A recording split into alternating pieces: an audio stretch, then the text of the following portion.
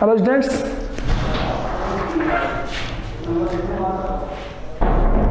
Start करते हैं। ठीक है, तब तक जुड़ते रहेंगे हमारे स्टूडेंट्स।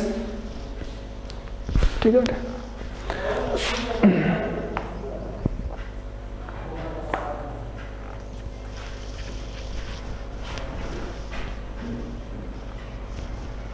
कल हमने पढ़ा कि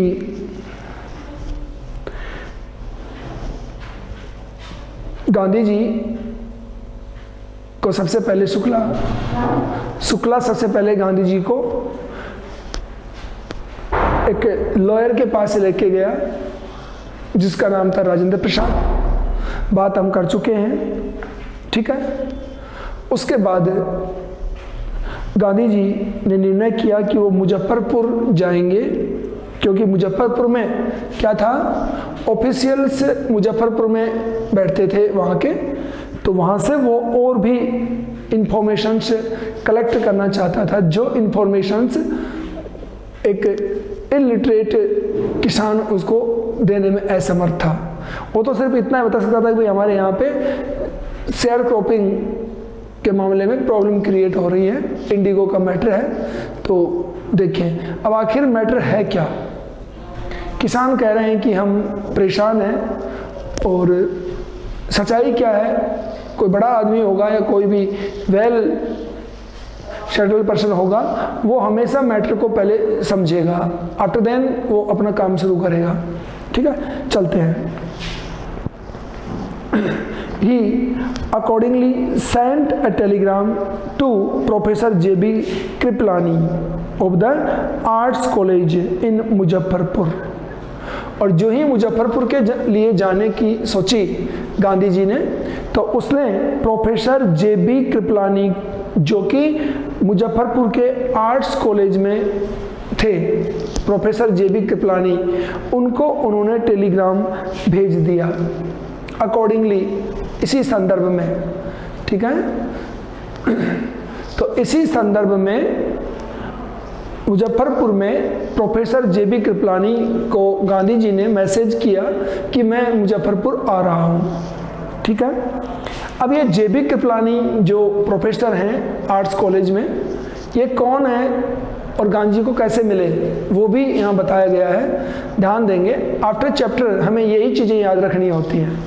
ठीक है, टेक्स्ट रीडिंग करवाने का मतलब यही होता है कि जो मीनिंग हमें पता होना चाहिए उस पर हम ध्यान नहीं दे पाते अगर सेल्फ स्टडी करते हैं। तो चलिए, तो whom he had seen at Tagore's Shanti Niketan school. तो प्रोफेसर J.B. कृपलानी को गांधी जी टैगोर के शांति निकेतन स्कूल में मिला था, वहाँ पे इनकी मुलाकात हुई थी। टैगोर के शांति निकेतन स्कूल में इनकी मुलाकात हुई थी। ठीक है, तो J.B. कृपलानी से इसकी इतनी जानकारी थी। The train arrived at midnight, और रेल मुजफ्फरपुर पहुंची मध्यरात्रि को रेल मुजफ्फरपुर पहुंची। 15 अप्रैल 1917, 15 अप्रैल 1917 को ट्रेन वहां पहुंची रात को।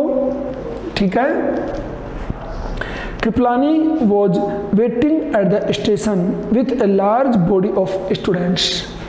तो उस समय कृपलानी बड़े मात्रा में विद्यार्थियों के साथ स्टैंड पर, रेलवे स्टेशन पर उनका वेट कर रहा था।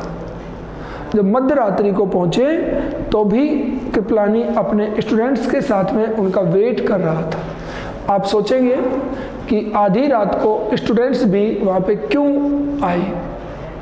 आपको पता होना चाहिए कि अपने इलाके में हमसे कोई कहे कि आज रात को 12 बजे अगर किसी को प्रधानमंत्री से डायरेक्ट मिलना है तो चलो वो उस स्टैंड पे आएंगे, तो कोई भी स्टूडेंट, कोई भी सुनेगा, वही एग्री हो जाएगा। तो कृपलानी ने उनको बताया होगा कि आज मैं आपको एक ऐसी हस्ती से मिलाऊंगा जिससे मिलना जिंदगी में शायद कभी संभव ही नहीं होगा, फेस टू फेस दिखा के लाता हूँ आपको। तो विद्यार्थी आ गए। ठीक है। Gandhi stayed there for 2 days, और गांधी मुजफ्फरपुर कितने दिन रुके? 2 दिन तक रुके। In the home of professor Malkani, देखिए जेबी कृपलानी उनको लेकर के आया था और प्रोफेसर मलकानी के घर पे वो 2 दिन रुके थे। यही बातें हैं जो आप लोगों को जाननी है मुझसे। यही बातें हैं कि जेबी कृपलानी गांधी जी को रिसीव करने गए थे स्टेशन पे, और प्रोफेसर मलकानी के घर पे गांधी जी रुके थे। क्वेश्चन यही आता है एग्जाम में, घुमाते हैं कि गांधी जी किन के यहाँ पे रुके, कितने दिन रुके, मुजफ्फरपुर की बात आती है तो, ठीक है। तो professor Malkani a teacher in A government school, तो प्रोफेसर मलकानी के यहाँ पे रुके थे जो गवर्नमेंट स्कूल में एक अध्यापक था, गवर्नमेंट स्कूल में अध्यापक था, उनके घर पे रुके थे। It was an extra ordinary thing in those days, उन दिनों ये एक बहुत ही बड़ी बात थी। एक्स्ट्रा ऑर्डिनरी, अतिशयोक्तिपूर्ण बात थी उन दिनों ये। गांधी कमेंटेड, गांधी ने टिप्पणी दी, गांधी ने टिप्पणी दी कि उन दिनों किसी के घर पे अगर कोई पॉलिटिशियन या कोई बाहर का आदमी रुकता तो उन दिनों बहुत बड़ी बात थी। क्यों? क्योंकि अंग्रेजों का राज था, और जो ही सूचना मिलती कि कोई नया आदमी या कोई बाहर का आदमी आज यहाँ पे रह रहा है तो जिसके घर में रहता उस व्यक्ति को परेशान किया जाता था। टू गैदर द इंफॉर्मेशंस, उसे परेशान किया जाता था, ठीक है।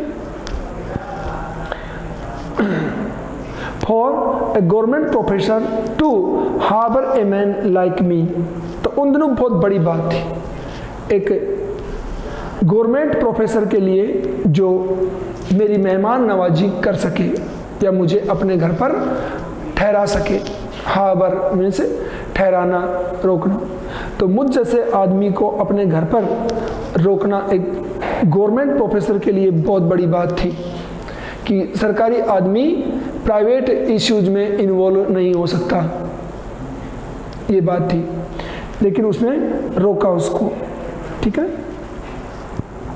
इन स्मॉलर लोकेलिटीज, छोटे क्षेत्रों में, छोटे एरियाज में the Indians were afraid to show sympathy for advocates of the home rule, और छोटे क्षेत्रों में भारतीय लोग डरते थे क्या?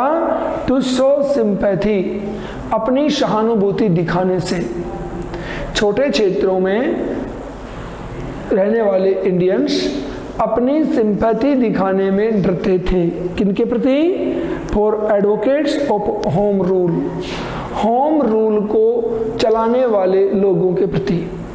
जो होम रूल था कि हम अपने इंडिया को अपना इंडिया रखें और किसी की इसमें बीच में कोई लेना देना ना हो, इसलिए जो हमारे लीडर्स काम कर रहे थे उन लीडर्स को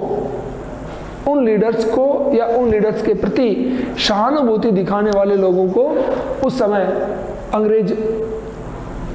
अंग्रेजों के द्वारा पुलिस उठा लिया करती थी और उनको यातनाएं देती थी और उनसे जबरदस्ती पूछताछ करती थी। इसलिए लोग इनके प्रति होम रूल के जो मानने वाले या होम रूल को चलाने वाले जो व्यक्ति थे उनके प्रति कोई सहानुभूति शो नहीं करते थे। The news of Gandhi's advent, Gandhi के पहुंचने की समाचार, end of the nature of his mission, और उसके अभियान का स्वरूप, यानी जिस टाइप से गांधी वहां पे पहुंचा और उसने अपना काम शुरू किया, ये घटना की जानकारी स्प्रेड क्विकली थ्रू मुजफ्फरपुर, बहुत जल्दी मुजफ्फरपुर में पूरे में फैल गई कि भाई कोई नेता आया है और बड़े आराम से वो काम करता है। ऐसी न्यूज पूरे मुजफ्फरपुर में जल्दी ही फैल गई। एंड टू चंपारण, और मुजफ्फरपुर से कहाँ पहुँच गई? चंपारण में भी ये न्यूज पहुँच गई। Sharecroppers from Champaran began arriving, और जो ही ये समाचार पहुंचा चंपारण में, तो चंपारण के बटाईदार वहां पर पहुंचना शुरू कर दिए।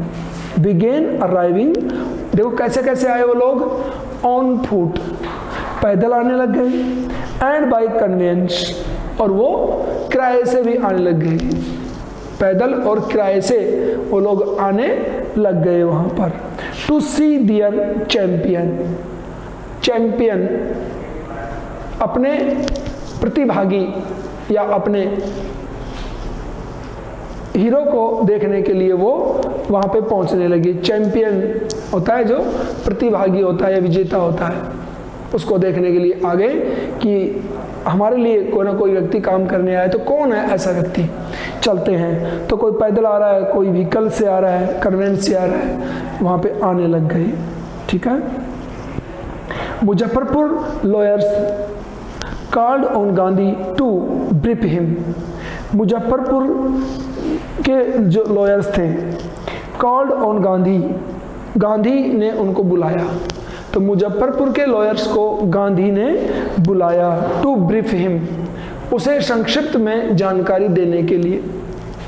तो गांधी जी ने मुजफ्फरपुर के जितने वकील थे उन्हें बुलाया कि भाई आप इकट्ठे हों और मुझे यहाँ की इंफॉर्मेशन आप दें, क्या कहानी है क्या नहीं है।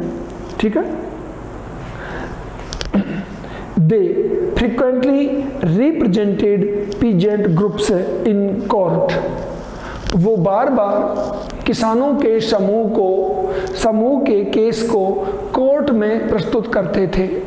यानी वकील कौन, जो वकील किसान के द्वारा किए हुए केस को कोर्ट में लेकर के चलते थे, उन वकीलों को गांधी जी ने बुलाया। They told him about their cases, वकीलों ने अपने केसों के बारे में, यानी जितने भी मुद्दे थे, जितने मसौदे थे, उनके बारे में वकीलों ने गांधी जी को बताया। And reported the size of their fee, और अपने फीस की साइज भी उन्होंने बताई। गांधी जी को ये भी बताया कि हम कितने पैसे लेते हैं किसानों से उनके केस को कोर्ट में लड़ने के लिए, ये भी बताया।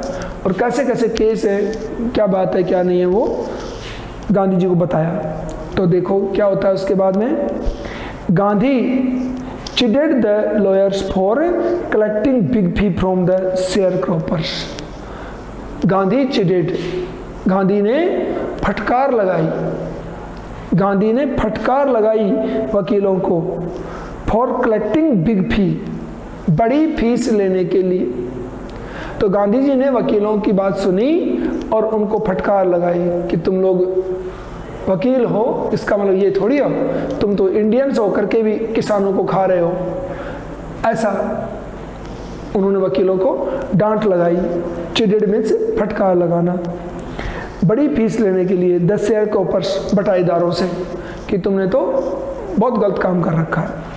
ही सेड, और गांधी बोला, I have come to the conclusion, मैं इस निर्णय पर पहुंचा हूं, मैं निर्णय पर पहुंच चुका हूं, that we should stop going to law courts. तो गांधी ने सभी की बातें सुनी और सुनने के बाद बोले कि मैं इस फैसले पर पहुंचा हूं, मैं इस निर्णय पर पहुंचा हूं कि हमें कोर्ट में जाना बंद कर देना चाहिए। यानी बटाईदारी के जितने भी इश्यूज हैं, इन इश्यूज को लेकर के हमें कोर्ट में जाना बंद कर देना चाहिए, ये गांधी जी ने बताया। ठीक है। Taking such cases to the courts does little good, ऐसे मसलों को कोर्ट में लेकर के जाना बहुत कम अच्छा होता है। ऐसे मसौदों को कोर्ट में लेके जाना बहुत कम अच्छा होता है। मीनू से छोटी छोटी बात को हम कोर्ट में लेके जाएं तो इसके अच्छे रिजल्ट नहीं आते हैं।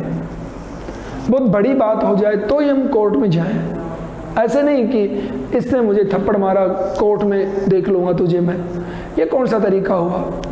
तो ये छोटी मोटी बातें हैं, इन्हें कोर्ट में ले जाने से नुकसान क्या हो रहा है किसानों को। एक तो बटाईदारी में नुकसान हो रहा है, अंग्रेज अपनी मनमानी करते हैं, ऊपर से वकील उनसे बड़ी फीस ले लेते थे, तो किसान कमाता है वो वकीलों को दे देता है। बटाईदारी में उनको कुछ मिलने वाला नहीं है, क्योंकि उनका केस किनके विरुद्ध है? अंग्रेजों के विरुद्ध। और अंग्रेजों ने जब इंडिया पर ही कब्जा कर लिया तो किसान कौन चीज़ है जो उनके सामने खड़े रह जाएंगे? बात ये थी। तो गांधी जी ने बहुत सीधा समाधान निकाला कि कोर्ट में ही नहीं जाना है। ओके, देखते हैं क्या होता है। Where the peasants are so crushed, जहां पर किसान इतने दबे हुए हैं, क्रस्ड मीन्स दबे हुए, जहां पे किसानों को इतना कुचला हुआ है, दबा रखा है, एंड फियर स्ट्राइकन, और किसान भय में जकड़े हुए हैं। फियर स्ट्राइकन, भयभीत या भय से जकड़े हुए। हमसे कोई कहे कि आप अंधेरे में वो उस जगह जाके आना, तो हम कहेंगे नहीं भाई, मर ही जाऊंगा, मैं तो वहां नहीं जाऊंगा। दैट इज फियर स्ट्राइकन, भय से जकड़े होना। तो किसान भय से जकड़े हुए हैं, और साथ में भय से जकड़े हुए हैं, और साथ में वो लोग क्या हैं? दबे हुए हैं। ऐसी सिचुएशन में कोर्ट में किसानों के मैटर को लेके जाना उचित नहीं है। क्यों? क्योंकि वहां उनको अगर कोई धमकी मार दे तो वैसे घबरा जाएंगे बेचारे। अंग्रेज उनको सरेआम कहीं पकड़ के उनको पीट सकते हैं, तो ठीक नहीं है। ये तो गांधी जी ने मना कर दिया। The real relief for them is to be free from fear. ये लाइन बहुत ही शानदार लाइन है, ध्यान देंगे। The real relief for them, वास्तविक राहत उनके लिए है क्या? To be free from fear, उनको भय से मुक्त होना, डर से मुक्त होना उनके लिए सबसे बड़ा राहत होगा। देखो, आप और हम भी इस बात को मानते हैं कि 24 आवर्स हम किसी डर के साए में जिए तो ना तो हम अच्छा खा सकते हैं, ना हम अच्छी तरह रह सकते हैं। तो सबसे बड़ी चीज़ का नाम है डर से बाहर निकलना। उसके बाद जो कुछ होगा देखे जाएगा। तो गांधी जी ने सोचा कि उनको सबसे बड़ी राहत होगी उनको भय से मुक्त करना। ओके, आगे चलते हैं। Most of the arable land in the Champaran district, Champaran district की करीब करीब जोतने योग्य भूमि, अरेबल मीन्स जोतने योग्य, एग्रीकल्चर में यूज होने के लायक जमीन, इसको अरेबल बोलते हैं। करीब करीब जोतने योग्य चंपारण की जमीन was divided into large estates, उन्हें बड़े बड़े भूखंडों में बांटा हुआ था। लार्ज एस्टेट्स, बड़े बड़े भूभाग में बांटा हुआ था। ओन्ड बाय इंग्लिशमैन, ओन्ड जिनके ऊपर मालिकाना हक था अंग्रेजों का। तो चंपारण के बड़े बड़े भूभाग जिन पे जुताई हो सकती थी वो अंग्रेजों के द्वारा उनके ऊपर कब्जा किया हुआ था। Okay, and worked by Indian tenants, और भारतीय किसानों के द्वारा काम किया जाता था। तो चंपारण की करीब करीब जमीन के ऊपर अंग्रेजों का हक था और काम करते थे भारतीय किसान उनके ऊपर। ठीक है। The chief commercial crop was Indigo, the chief commercial crop was Indigo, और मुख्य कमर्शियल व्यापारिक फसल थी इंडिगो। इंडिगो मीन्स नील, और मुख्य व्यापारिक फसल क्या थी? नील थी। नील जानते हो, जो वाइट कपड़ों में हम लोग देते हैं, वो नील। पुराने जमाने में इस पे जमीन पे इसको पैदा करके इसके जो बीज आते उन बीजों को ग्राइंड करते, और ग्राइंड करते ही वो ब्लू कलर की उसका जो ग्राइंडिंग मटेरियल है वो ब्लू कलर का, लाइक हमारा फ्लर होता है, आटा होता है ना, गेहूं को हम पीसते हैं तो गेहूं सफ़ेद होते हैं क्या? गेहूं को हम ग्राइंड करते हैं चक्की में, तो क्या गेहूं जो डाला हमने चक्की में, क्या वो सफ़ेद होता है? नहीं होता ना। लेकिन पीसते हैं तो वाइट हमारा आटा होता है। ऐसे ही नील के भी बीज होते हैं, दाने होते हैं गेहूं की तरह ही। उन दानों को जब पीसते थे तो अंदर का मटेरियल नीले रंग का आता था उसका। ठीक है, तो ये पैदा होती थी जमीन में, नील है जो पौधे के द्वारा मिलती थी। अब जो हम यूज करते हैं आज के दिन, ये उजाला वगैरह ये आती है ना नील, ये कौन सी है? ये सिंथेटिक है, केमिकल से बनाई हुई नील है ये। ओके, ध्यान देंगे इस बात का। तो पुराने जमाने में नील थी जो खेतों में पैदा होती थी और महंगी बिकती थी। चलते हैं आगे। The landlords compelled all tenants. इस पैसेज को अच्छी तरह से आप लोग अंडरस्टैंड करेंगे कि चंपारण की जो जमीन थी बड़े बड़े एस्टेट में बांटी हुई थी। उन एस्टेट का मालिकाना हक अंग्रेजों के पास था और भारतीय किसान उनके ऊपर बटाईदारी में काम करते थे, हिस्सेदारी में काम करते थे। और सबसे मुख्य व्यापारिक फसल थी नील। The landlords compelled the all tenants. जमींदार, कंपेल्ड मीन्स बाध्य करते थे, जमींदार बाध्य करते थे सभी किसानों को या बटाईदारों को टू प्लांट, बोने के लिए 3/20 3/20 3/20 मैथ वाले लगा लेंगे 3/20 3/20 3/20 और 15% ऑफ दियर होल्डिंग्स। 3/20 का मतलब क्या है? 15% ऑफ दियर होल्डिंग्स, लाइक 100 एकड़ या एयर जमीन किसी ने रखी है जिसको हम बीघा बोलते हैं अपने। सपोज दैट किसी ने 100 बीघा जमीन ले रखी है तो उस पर से 15% जमीन के ऊपर उसे डेफिनेटली नील बोनी ही पड़ेगी। ये रूल था।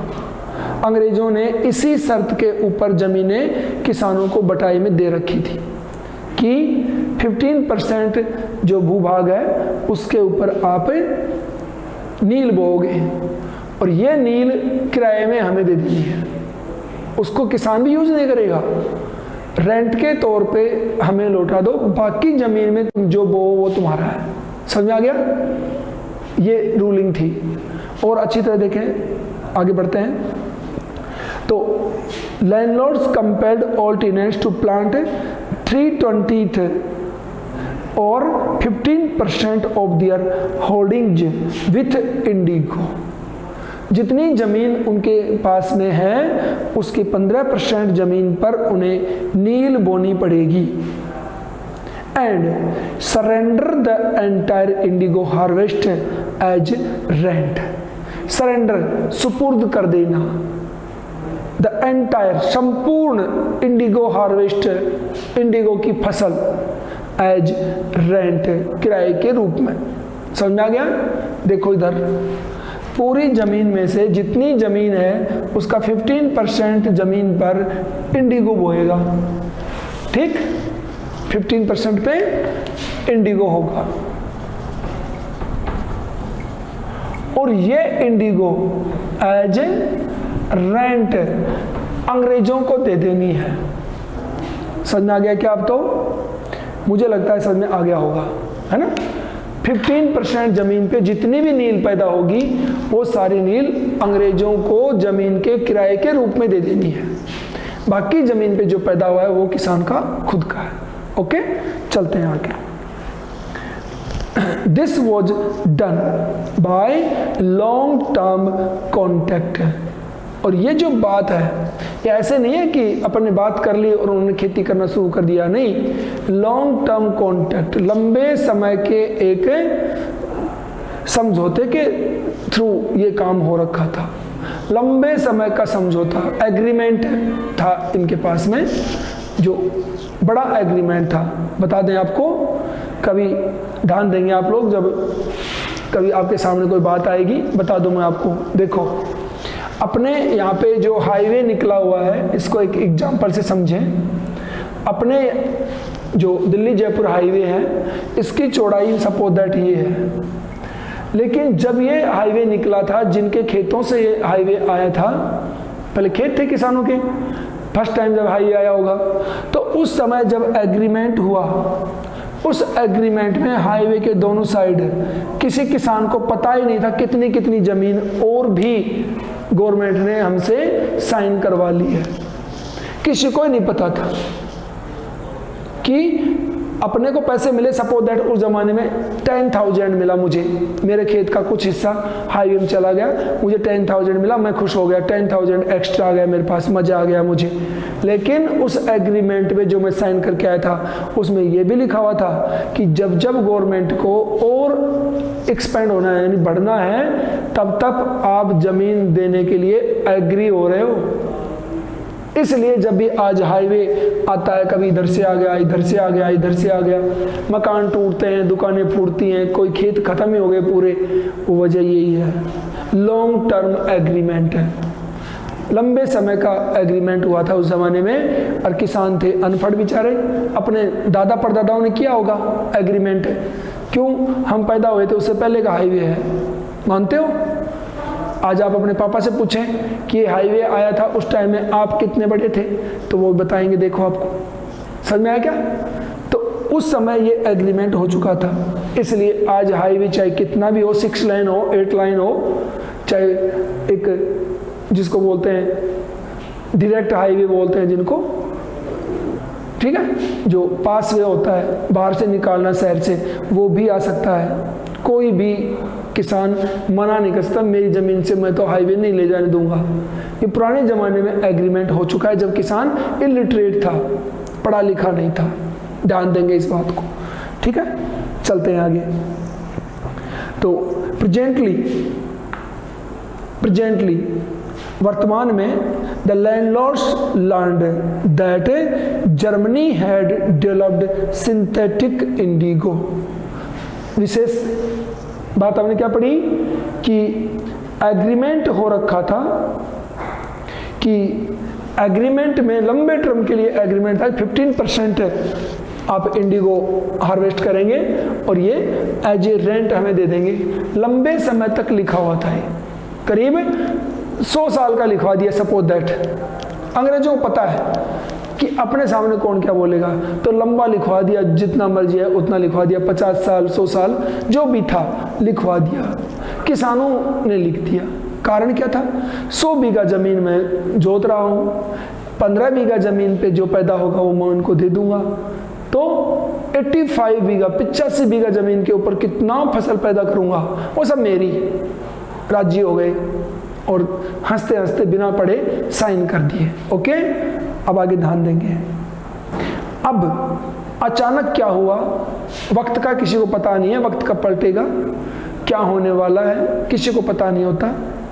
अब अचानक क्या हुआ, लैंडलॉर्ड्स लर्न्ड, लैंडलॉर्ड्स को पता चला, जो कि लैंडलॉर्ड थे ना, जमींदार, उनको पता चला दैट क्या, Germany had developed synthetic Indigo, कि जर्मनी ने सिंथेटिक इंडिगो की खोज कर ली है।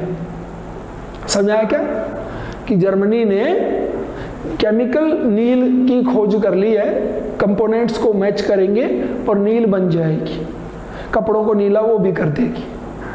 ऐसी नील बनना शुरू हो गई, केमिकल जो नील थी, सिंथेटिक नील बनना शुरू हो गई। ये बात सबसे पहले किसको पता चली? जमींदारों को, मींटू से अंग्रेजों को पता चल गई कि भाई जर्मनी ने केमिकल नील बनाना शुरू कर दिया है। ओके, ध्यान देंगे। They thereupon obtained agreements from the sharecroppers to pay them compensation for being released from the 15% agreement. आज के टाइम में आप इसी को पूरा नोट करेंगे, ध्यान देंगे कि आज का ये जो चैप्टर चल रहा है अपना, इसमें मोस्ट इंपॉर्टेंट बातें सिर्फ इन्हीं चैप्टर्स में, इन्हीं पैसेज में आई हैं। ध्यान देंगे। क्या किया, जो ही लैंडलॉर्ड्स को पता चला कि जर्मनी ने सिंथेटिक नील डेवलप कर ली है, बनाना शुरू कर दिया है, तो इनको परेशानी आ गई। क्या आ गई कि किसानों के साथ में हमने लंबे समय का समझौता कर रखा है, और अकॉर्डिंग टू दैट किसान तो हमें 15% पे नील उगा के देंगे। अब नील कहीं काम में आएगी नहीं, नील कोई लेगा नहीं। क्यों? खेतों में बो, फिर उसको हार्वेस्ट करो, फिर उसको साफ करो, थ्रेश करो, ग्राइंड करो, फिर उसको बेचो, कितना खर्चा था। सीधा 2 केमिकल 3 केमिकल कंपोनेंट मिलाए और हिला के देखा, नीला रंग हो गया, भाई ले जाओ कपड़ों में दे लो। कितना इजी मैटर था। इसलिए अब जमींदारों को प्रॉब्लम क्रिएट हो गई। क्यों? क्योंकि उन्होंने लंबे समय का एग्रीमेंट कर रखा था। अब उन्होंने क्या प्लानिंग बनाई कि अब हमें ये जो एग्रीमेंट का जो दे रखा था स्टैम्प पेपर, किसानों से वो वापस साइन करवाएं और वो एग्रीमेंट को ख़त्म कर दें, अदरवाइज अपने को कहीं और देना ना पड़ जाए किसानों को। समझ आया क्या? या फिर किसान हमें 15% नील के लिए बाध्य करेंगे, नील लेनी है तो ले आओ, अदरवाइज हम तो नहीं देंगे। क्यों? एग्रीमेंट हो रखा है। तो जमींदार पढ़े लिखे थे, उन्होंने किसानों को उल्लू बनाने के सोचना शुरू कर दिया। ये मैं पढ़ रहा हूं, देखिए। तो दे देयर अपॉन, इसलिए उन लोगों ने ऑब्टेन एग्रीमेंट्स को प्राप्त करना शुरू कर दिया फ्रॉम द शेयर क्रॉपर्स, बटाईदारों से एग्रीमेंट वापस लेना शुरू कर दिया। फॉर बीइंग रिलीज्ड, क्या कह करके कि उन्हें मुक्त कर दिया जाएगा फ्रॉम द 15% एग्रीमेंट, कि सॉरी एक लाइन छूट गई है, obtain agreements from the sharecropper to pay them compensation. क्या कह करके कि हम आपको कंपेंसेशन देना चाहते हैं। कंपेंसेशन मीन्स सांत्वना भत्ता, सांत्वना भत्ता आपको देना चाहते हैं। मीन से हम आपको कुछ छूट देना चाहते हैं। बहुत सालों से आप हमारे लिए काम किए हो, हमने आपसे बहुत किराया लिया है, तो हम आपको कुछ छूट देना चाहते हैं। कंपेंसेशन, सांत्वना भत्ता हम आपको देना चाहते हैं। रिलैक्सेशन फीस, रिलैक्सेशन के रूप में आपको कुछ देना चाहते हैं। ये उन्होंने कहना शुरू कर दिया किसानों को। ठीक है? और क्या कहा इसमें? For being release from the 15% agreement, और हम आपको 15% का जो एग्रीमेंट है उससे मुक्त करना चाहते हैं। कि भाई हमारे मन में तुम्हारे लिए कुछ अच्छा करने की अचानक आई है, इसलिए आप लोग आओ और अपने उस एग्रीमेंट पे साइन करके चले जाओ। हम आपसे जो 15% रेंट लेते थे, अब वो रेंट लेना बंद कर देंगे। ऐसा अंग्रेजों ने, जमींदारों ने, लैंडलॉर्ड्स ने किसानों से कहना शुरू कर दिया। अब सपोज करिए आप, हमने किसी आदमी से 1 लाख रुपया लोन ले रखा है, 1 लाख रुपया, और उसको हमें पर मंथ हर महीने ब्याज देना होता है अपने उस पैसे का। ठीक है? अब वो आज स्टैम्प पे लिखवा लिया है कि ये ब्याज मैं आपको 12 महीने तक देता रहूंगा और मैं अपनी इंस्टॉलमेंट पूरी कर दूंगा। सपोज दैट वो आदमी हमें बोले कि मैं आपसे 12 मंथ का इंटरेस्ट ना लेकर के, 12th मंथ का इंटरेस्ट ना लेकर के मैं तुमसे ओनली 5 मंथ का इंटरेस्ट ही कलेक्ट करना चाहूँगा, लेकिन आप अपना जो एग्रीमेंट है उस पर साइन करके जाओ। तो बताइए, हम लोग बिना पढ़े, बिना सोचे समझे उस एग्रीमेंट को साइन करने दौड़ेंगे कि नहीं दौड़ेंगे? हम सोचेंगे ही नहीं कि मुझे 5 मंथ्स के इंटरेस्ट के लिए ही कह रहा है, 7 मंथ बच गए, कितना बड़ा फायदा हो रहा है, तो हम प्लीजेंटली दौड़े चले जाएंगे। समझ में आ गई मेरी बात? सेम लाइक दैट, किसानों को जब पता चला कि हमें 15% रेंट से मुक्त कर रहे हैं अंग्रेज, तो तुरंत दौड़े और दौड़ के जाके साइन कर दिए कि भाई एग्रीमेंट खत्म, चलो हमसे रेंट तो ले ही नहीं रहे, तो हमें साइन करने में नुकसान क्या है, और किसानों ने साइन कर दिए। समझ आई? जो जल्दबाजी वाले लोग थे उन्होंने साइन कर दिया, एग्रीमेंट क्या हो गया? खत्म हो गया। साइन करते एग्रीमेंट फिनिश, अंग्रेज फ्री। अब बात क्या आती है वो देखिए, लास्ट के 2 मिनट्स में हम इस पैसेज को पूरा कर देंगे। ठीक है? The sharecropping arrangement was irksome to the peasants. Sharecropping का जो अरेंजमेंट था, बटाईदारी की जो व्यवस्था थी, किसानों के लिए बहुत ही इर्कसम, पीड़ादायक थी, कष्टकारक थी, किसानों के लिए बड़ी कष्टकारक थी ये। एंड मैनी साइंड विलिंगली, और जो ही मैसेज मिला बहुत से लोगों ने इच्छा से साइन कर दिए, तुरंत साइन कर दिए बहुत से लोगों ने। क्यों? क्योंकि बहुत कष्ट वाला काम था। अंग्रेज आ जाते फसल निकालते ही, उस नील को खामखा साफ करो, निकालो और अंग्रेजों को दे दो फ्री में। ये बात बहुत परेशान कर रही थी, तो जाके साइन कर दिए लोगों ने, चलो पीछा छूटा। दोज हु रेजिस्टेड, जिन लोगों ने विरोध किया कि नहीं हम तो ऐसा नहीं करेंगे, जो चला आ रहा है हम तो ऐसे रखेंगे एग्रीमेंट को, जिन्होंने विरोध किया, एंगेज्ड लॉयर्स, उन्होंने वकील किराए पे ले लिए। एंगेज्ड लॉयर्स खड़े कर दिए उन्होंने कि नहीं भाई हम तो एग्रीमेंट को साइन नहीं करेंगे, जैसा है हम तो वैसे रखेंगे। कुछ ऐसे भी होते हैं।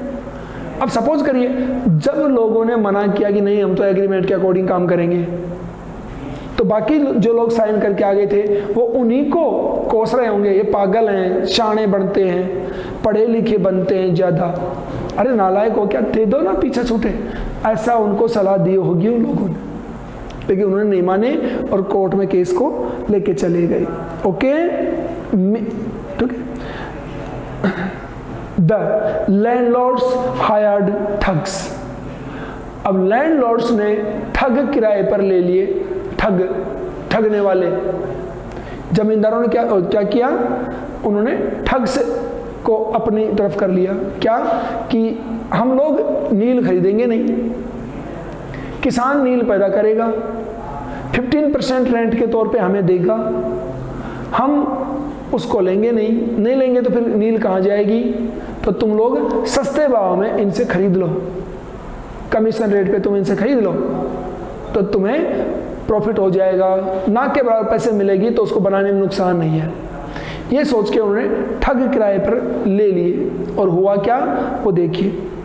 मीनवाइल जब इन्होंने ठग किराए पे लिए अंग्रेजों ने, केस होने लग गए उसी समय, मीनवाइल एट दैट टाइम क्या हुआ, the information about synthetic Indigo reached the illiterate peasants, और ठीक उसी समय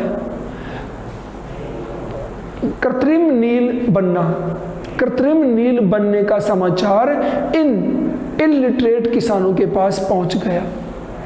जब ये बातें चल रही थी इधर उधर की, किसानों को पता नहीं था कि जर्मनी में नील बनने लग गई है, इसलिए ये एग्रीमेंट का नाटक चल रहा है। और ठीक उसी समय किसानों के पास ये मैसेज आ गया, कहीं से फैल गया होगा समाचार कि जर्मनी ने नील बना ली, इसलिए अंग्रेज एग्रीमेंट को रफा दफा कर रहे हैं, क्या कर रहे हो तुम, ऐसा इनको पता चल गया। और पता चलते ही क्या हुआ, हु हैड साइंड, जो लोग साइन कर चुके थे, जो ही किसानों को पता चला, जो लोग साइन कर चुके थे, and they wanted their money back, तो जो साइन कर चुके थे वो अपना पैसा वापस मांगने लग गए। नहीं भाई हमने साइन कर दिए, गलती से कर दिए, हमें तो अपना पैसा वापस दो। अब उनको पंगा हो गया जो जल्दी हुए थे,